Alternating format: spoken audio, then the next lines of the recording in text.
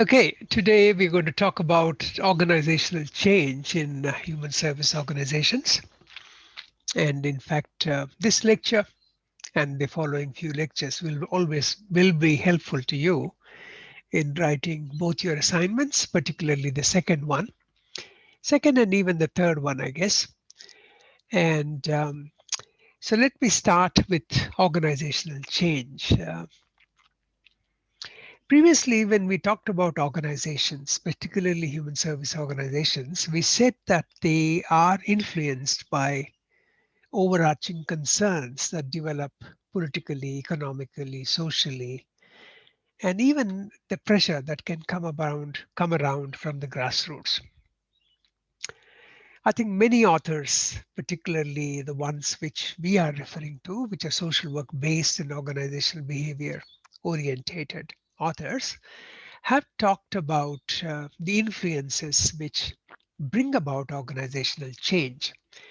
And in the process of change, one of the things that we notice is that there are a number of efforts that get noticed. One of them, of course, is people who are drawn to change. They like to see the change. And there's also a lot of people who might resist change. In other words, do not wish to see a change.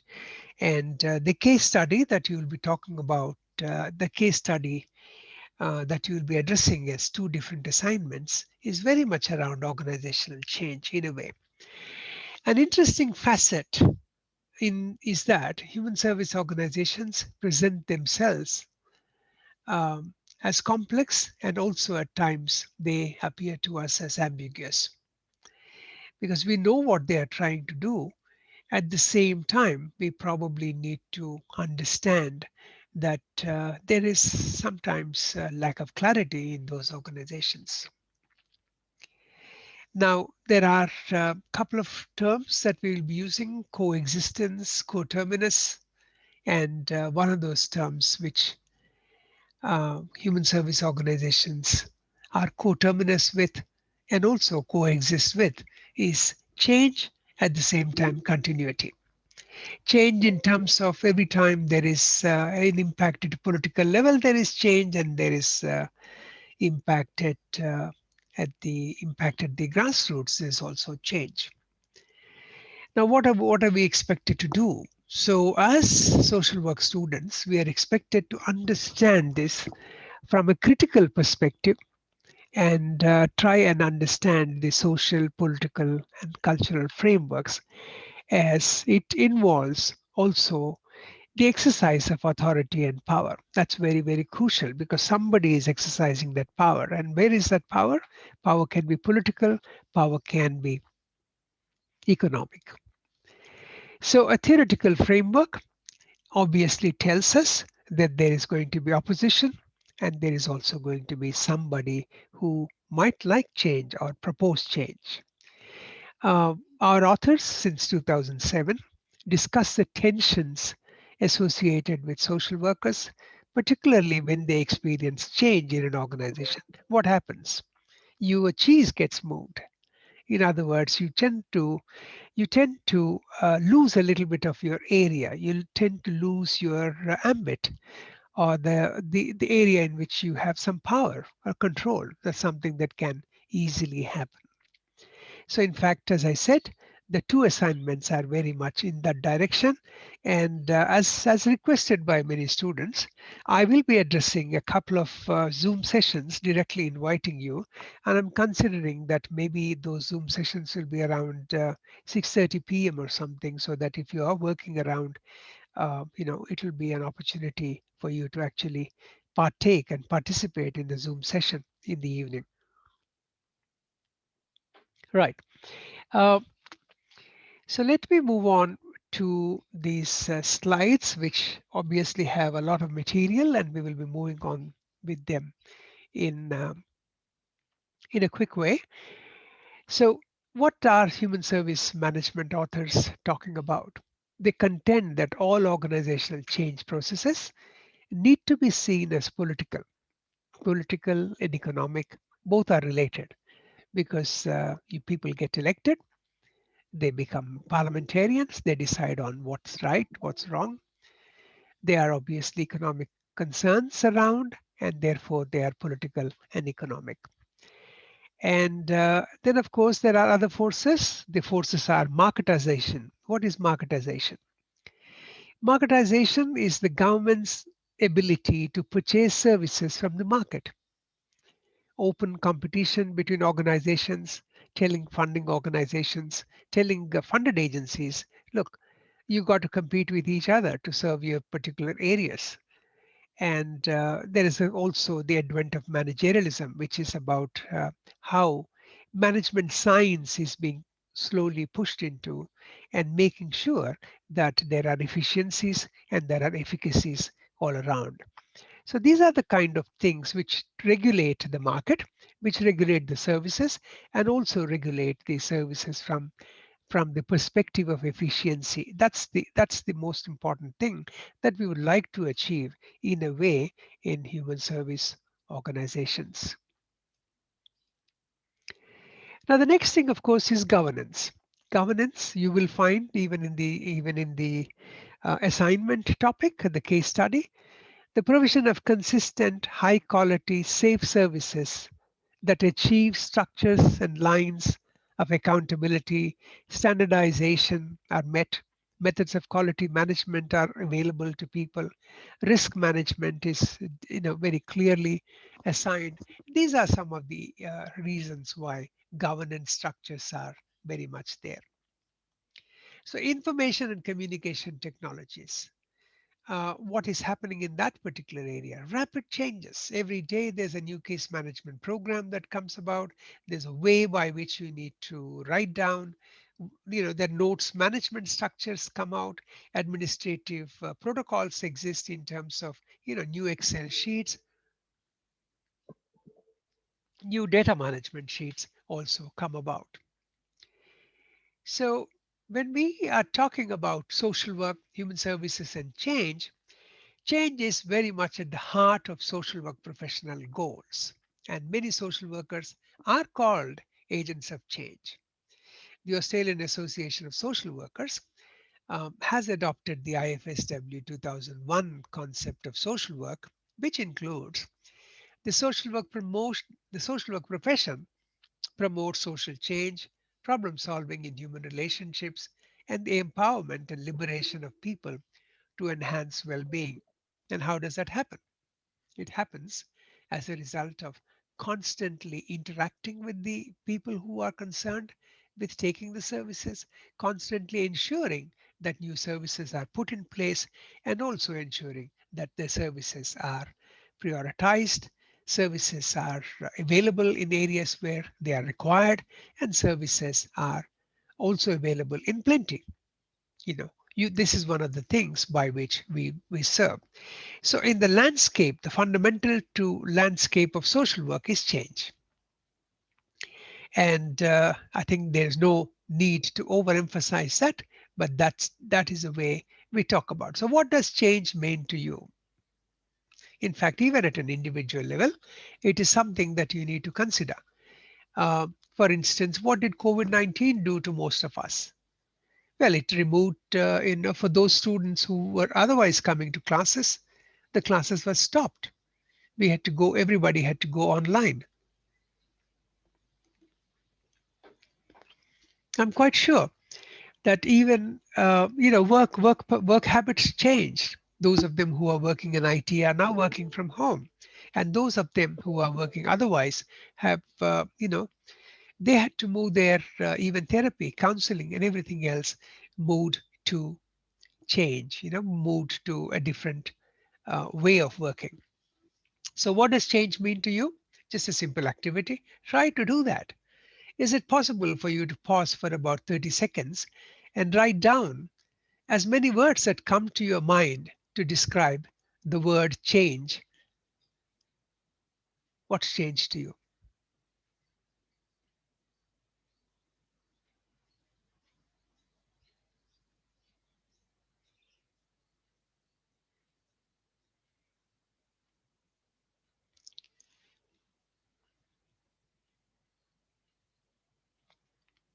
So what does change mean then?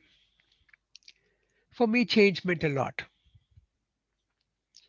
I mean, I stopped going to university, teaching from there. I'm teaching from home. I'm also doing my private practice from home because not too many people would like to come to a training venue. When I tried to ask for the training venues for 100 people, with all the restrictions, I could probably have only about 20 or 25 people. It works, but also from the economy perspective, it doesn't work.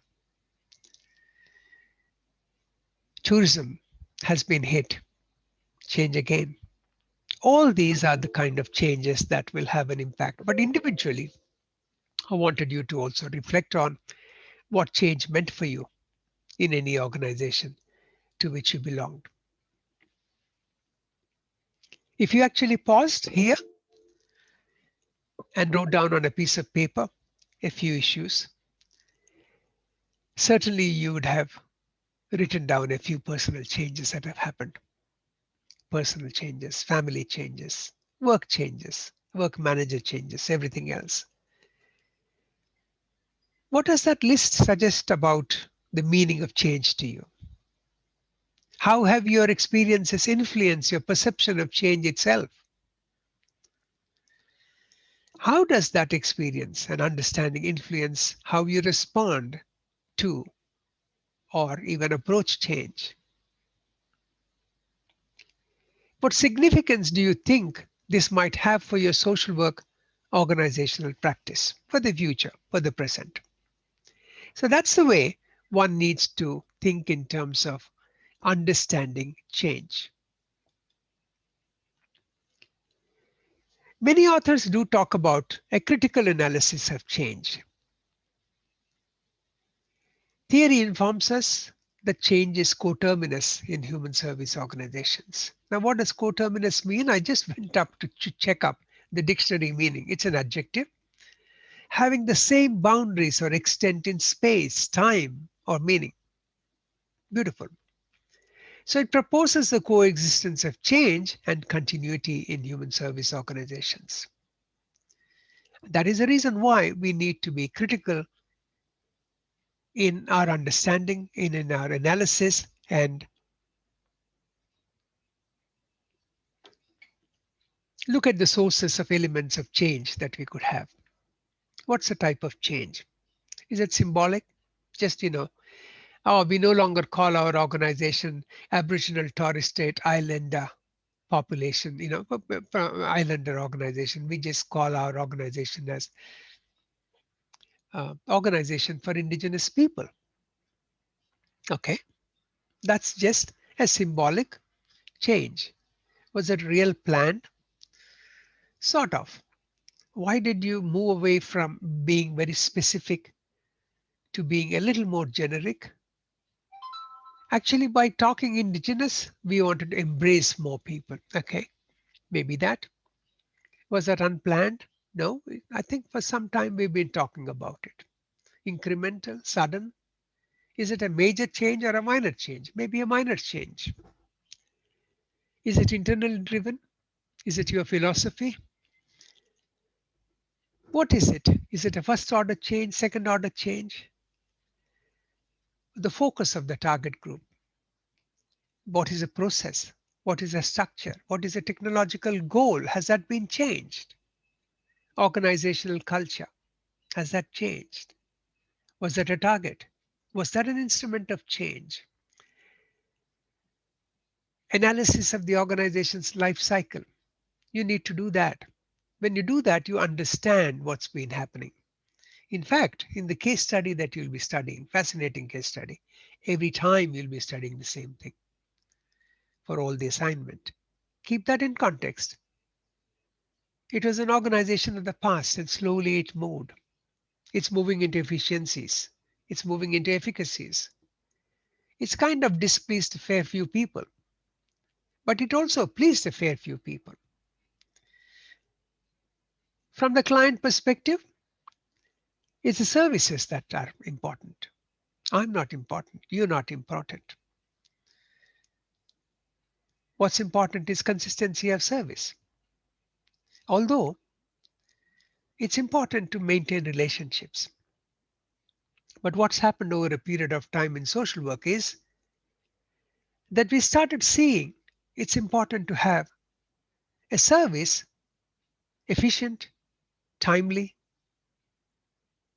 for my needs than somebody who just comes around and says hello every now and then, has a good time with me and gives me a good time. Maybe I can find that somewhere else. So that's the way people are reacting. And that's the way the bottom line in case management is being defined. Case management is about efficiency of service, irrespective of who goes there, a timely efficiency.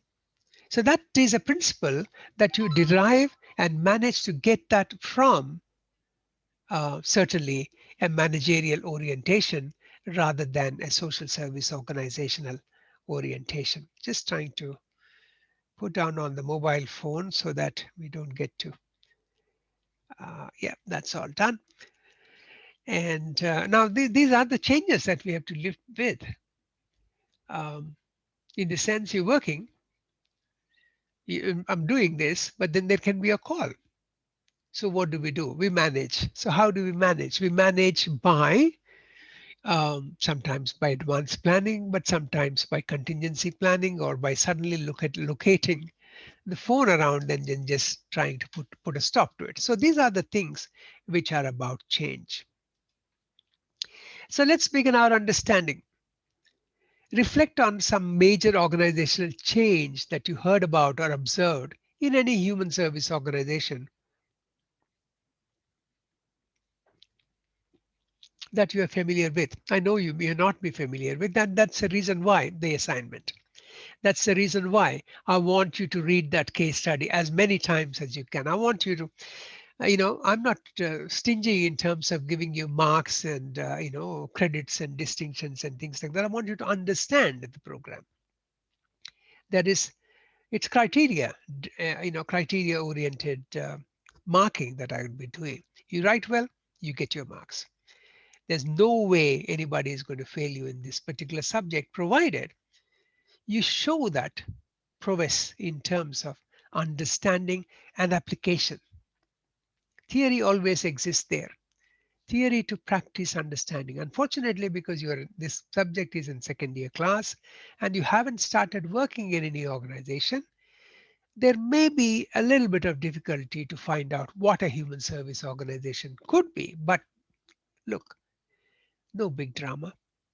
Apply it, look at it from the perspective of wherever you work. If you're working, even if you haven't worked, think about a few things and look at that case study, and it'll fascinate you that there is somewhere we can link the theory to that other practice. What aspects of the organization did the change focus on? How open was the organization open to change? What roles did people play? It's important. How did people within the organization respond to the changes? What strategies might you consider using to initiate or respond to change? I think an intelligent student would use this lecture 5 even as a reference for when they are writing the assignments 6 and assignment number 2 and number 3, because the important issues are here. Important questions are here. In fact, even in 7, we will drive, in the next lecture too, we will drive at a few of these issues.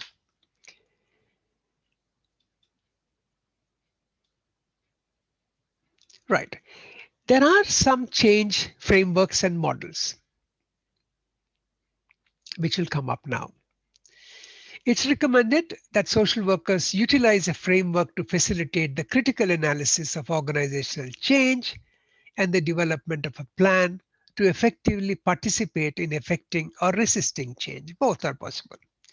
Why do I resist as a social worker? You know, a very supreme advocate. I believe the clients will be done injustice. The old model itself is good. I'm kind of a rebel, kind of thought of as a leftist, more very, very progressive. Yes, so I will resist as long as I can. And if I can't change with resistance, then I leave the organization and go elsewhere. So there are ways by which social workers, human rights oriented, advocacy oriented, decide where they want to be. Not necessary for you to placate issues, not necessary for you to join, gang up, and just stay where you are. There are some people who like to challenge themselves. There are some people who believe in the ultimate goal is human rights orientation. So what do? You change, you move. Either you move the organization or you get out of it and go to another structure. Consider the application of these models to human services. How are these models frameworks different and similar? Identify the benefits and limitations of using a model. I'm going to talk about those models very soon. What aspects of these models are relevant to human service organizations? I'll tell you one thing. I know this textbooks issues has been a huge issue for some of the students. Just Google around. Google around a topic. There's so much of management science available. And I don't mind if you give a proper reference to the way it is, APA, whatever reference that you want to do, not whatever you've been told to do Harvard, and I'm okay with that. I love to have my APA 7, in front of me.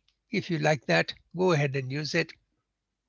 Either way, I will accept it. How will you incorporate a change framework model into your organization plan?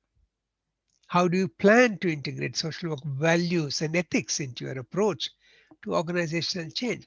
That's a bit of a bite because every time we do ask you ethical dilemmas and things like that, natural for you to have ethical dilemmas. It's a quantity versus quality, which always drives us mad in the ethical dilemmas. But we start working on them. We start working on them from two or three reasons through supervision. One, to see that we as social workers have our own integrity. We are responsible to our own selves too. We are answerable to our inner call. So therefore we raise and ask those questions.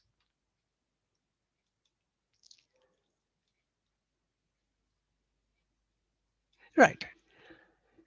There are a few models that I'm going to discuss here. Developmental change model. There's just an arrow very clearly. It helps you to improve your skill, improve your knowledge, improve your practice, and improve your performance. There's a transition change model, and there is a transformational change model. In the transitional change, replace what is something entirely with something different. Something different. What you have is being replaced. Reorganizations take place. Simple mergers take place in commercial organizations. New technology is brought in. That new technology does not require major changes in the mindset of behavior. It's the same thing, but probably doing it in a different way. Transformational change. So there's a little bit of things that you need to understand with transformational change. There is a learning and course correction that takes place. As you learn, some things happen.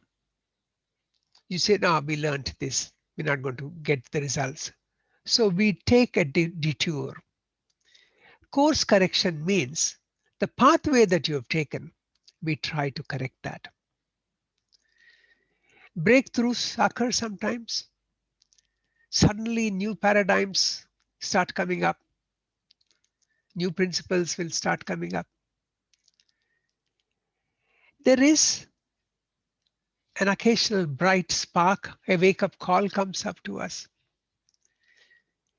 The natural death of the old state of affairs, not the status, the government, natural death of an old state. Not too sure whether you know about it, but in disability services field, we had many people with disabilities in institutions before. Well, institutions were closed down some 20, 15, 20 years ago. And what has happened? As a result of that, people started coming back and living in the community. Then many institutions started developing because some people still needed some institutions. They are not called institutions, but two or three people with disabilities were being looked after in a family kind of home with carers. So there is some change, yet there is an opportunity for them to interact. So those are the kind of things that you need to know. A breakthrough is needed sometimes. So how do we do that? We need a strategy, we need a structure, we need a system, we need processes, we need new technology, we need to change some work practices of people.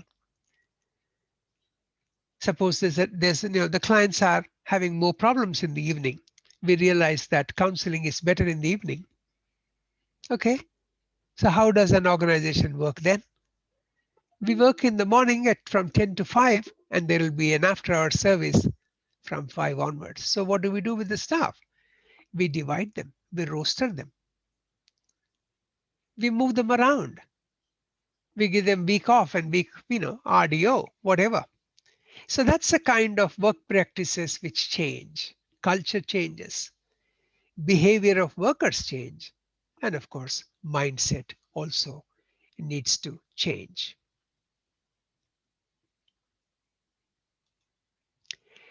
There is also a field theory of change that level of performance of people will depend upon how they are poised towards change, how they perceive change. Do they resist change? Do they look for force for change is required? And how? You can see the diagram very clearly how performance uh, can be affected in changes when coming about. Further on, I'll be discussing this resistance issue, what you saw in the previous diagram is probably explained in a better way here. There are many people not willing to do. Then we start researching. Are they not willing to do because are they also not able to do? Or it is because they also not knowing what is it. So Galpin in 1996 kind of worked out this pyramid. People's lack of knowledge and information about change, which is on the left side, because they don't know that, you can work on that. How? You can communicate to them, keep people informed about it, the change effort and everything else. So you can work with that lot. Now there is the next lot, representing people's lack of ability to perform the tasks made necessary by change. They are not able to. So what do we do? With those people, just see whether I can increase this. Yeah, I can. They are not able. So what happens with these not able people? These people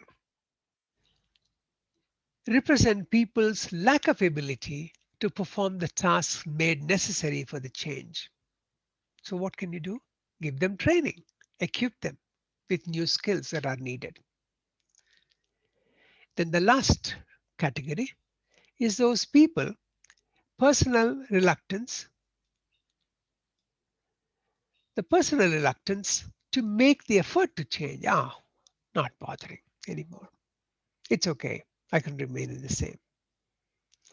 What do I do? There may be a very small minority. Give them performance management. Guys, you got to change. You don't change, there will be difficulties. So the goals have to be put in for them. Measures have to be put in for them. Feedback has to be given to them. And even rewards have to be given to them. So tangible actions for managing resistance. So you can see we're not throwing anybody out. We are struggling.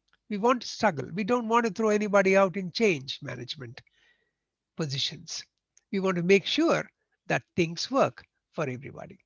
And that's one of the most important things that we need to understand. So the Galpin model, which is what is after the author, is also called a praxis framework. It's in his 1996 book, Timothy Galpin identified 9 steps in managing change.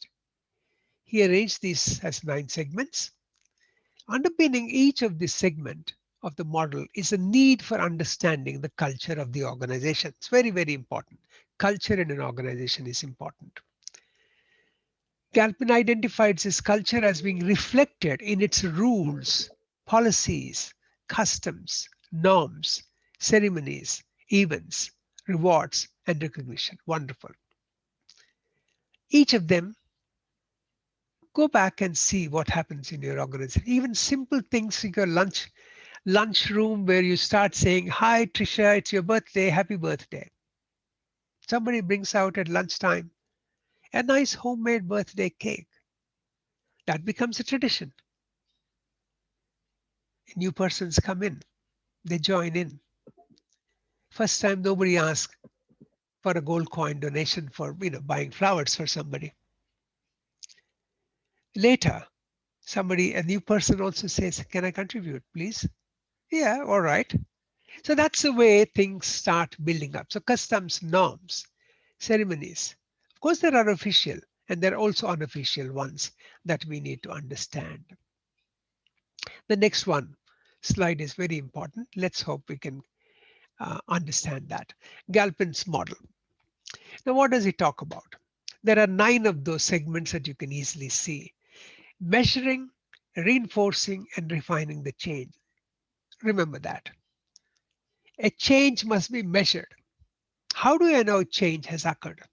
How do I know change is useful? How do I know this change means something to my people? So, establishing the need for change, developing and determining a vision for planned change. You need to have somebody to think about it. Diagnosing and analyzing the current situation. What is the change for, after all? Based on the current situation, based on the past situation. To do what? To improve. Generating recommendations for what? For the future. Detailing the recommendations for what?